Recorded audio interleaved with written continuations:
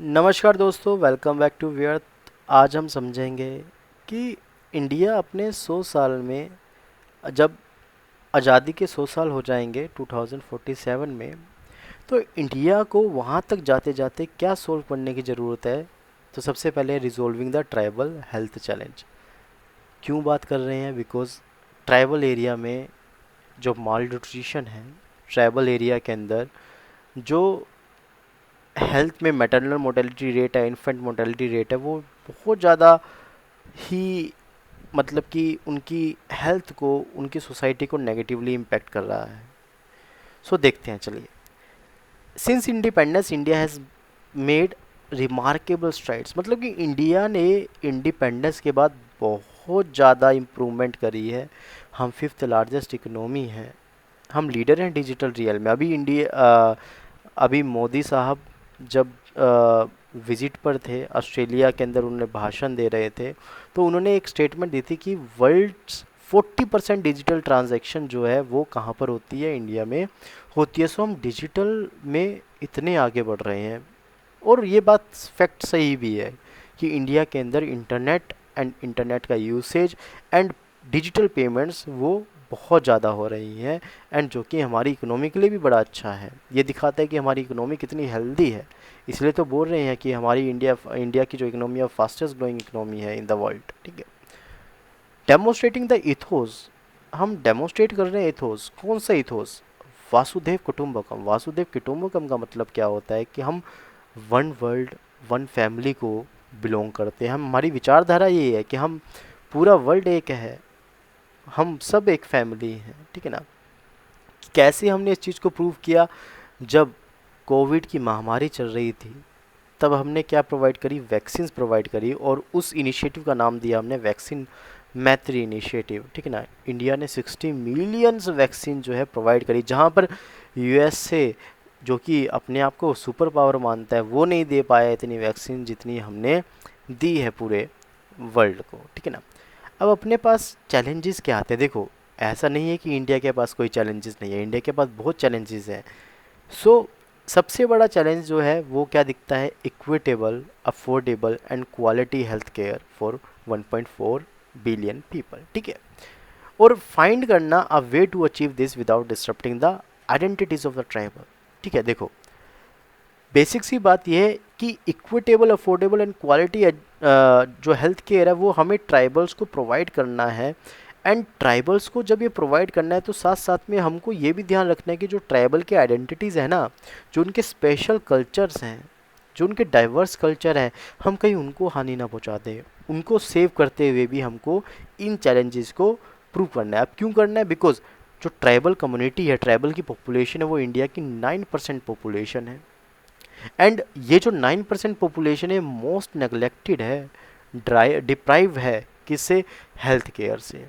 You know कि mortality rate जो है ना ट्राइबल एरिया में, वो 44% हाइयर है देन नेशनल एवरेज। और वहाँ पर इन्फेंट मोर्टेलिटी रेट वो 63% हाइयर है as compared to national average. और ये डाटा कौन देता है? मिनिस्ट्री ऑफ ट्राइबल अफेयर का डाटा है। अब रीज़न क्या है इस पूरा हेल्थ इंडिकेटर का ट्राइबल एरियाज़ के अंदर? सबसे पहला, लैक ऑफ इंफ्रास्ट्रक्चर। वहाँ पे जाकर कोई इन्वेस्ट नहीं करना चाहता। एक प्राइवेट हॉस्पिटल वहाँ पे जाके क्यों इन्वेस्ट करेगा? बिकॉज ट्राइबल्स के पास पैसा नहीं है प्राइवेट हॉस्पिटल्स को देने के लिए।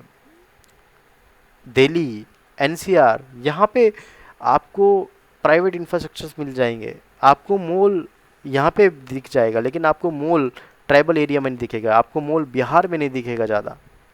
मेडिकल प्रोफेशनल्स नहीं है, कोई काम नहीं करना चाहता ट्राइबल एरियाज़ के अंदर, बिकॉज मनी नहीं है, इतना प्रोस्पेक्ट नहीं है वहाँ पे जाकर, कनेक्टिविटी नहीं है वहाँ पे जाकर, नो इंटरनेट कनेक्टिविटी, रोड्स की कनेक्टिविटी नहीं है, रेल्स की कनेक्टिविटी नहीं है। सो वहाँ पे जाके काम कोई नहीं करना चाहता। इसी कारण क्या? अफोर्डेबिलिटी।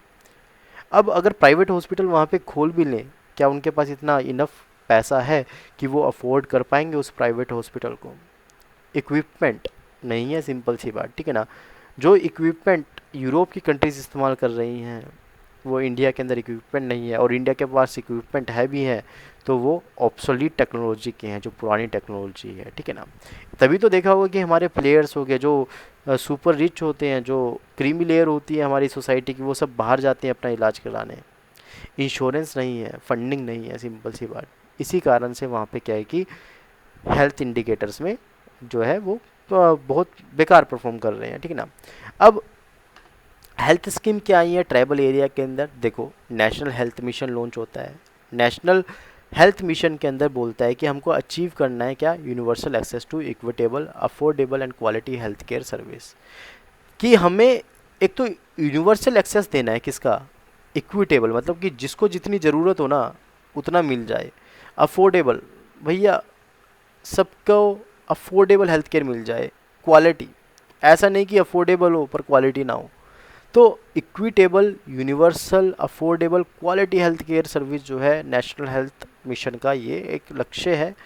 और साथ साथ में अकाउंटेबिलिटी हो, भैया अगर कुछ हो गया किसी को, मान लो कि हमने क्या दे दिया, क्वालिटी दे दी, अफोर्डेबिलिटी दे दी, इक्विटेबल दे दिया, अकाउंटेबिलिटी ना हो तो क्या बेनिफिट है, रिस्पॉन्सिव ना हो कि पीपल को, मतलब कि जो लोगों को ज़रूरत है, ट्राइबल लोगों को ज़रूरत है, उसके टुवार्ड वो रिस्पॉन्सिव ना हो, कुछ और ही इलाज कर दे उनका, सिंपल सी बात। तो नेशनल हेल्थ मिशन बोलता है कि हमें यूनिवर्सल एक्सेस चाहिए।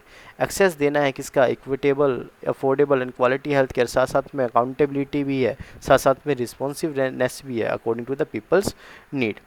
बहुत सारी इनिशिएटिव और भी आए under the national health mission for the better health care in tribal area, जैसे कि आयुष्मान भारत हेल्थ भी है एंड वेलनेस सेंटर है, मतलब कि आयुष्मान भारत के अंदर हेल्थ एंड वेलनेस सेंटर जो है खोले गए, एस्टेब्लिश किए गए, ठीक है ना, as a part of Ayushman Bharat programme. National free drug service initiative and national free diagnostic service initiative जो है, ये भी मतलब कि दवाइयाँ फ्री मुफ्त मिलेगी, और जो है जो डायग्नोस्टिक जो लैब होती है वहाँ पे आपके जो डायग्नोस्टिक टेस्ट होंगे वो फ्री होंगे, सिंपल सी बात, ठीक है ना। आशा प्रोग्राम जो है, मतलब कि लोकल हैबिटेशन से आशा वर्कर जो है उनको चुना जाना, ठीक है ना। National ambulance service under the national health mission, भाई एम्बुलेंस सर्विस होगी ताकि कोई बीमार हो गया तो उसको पहुंचाया जा सके।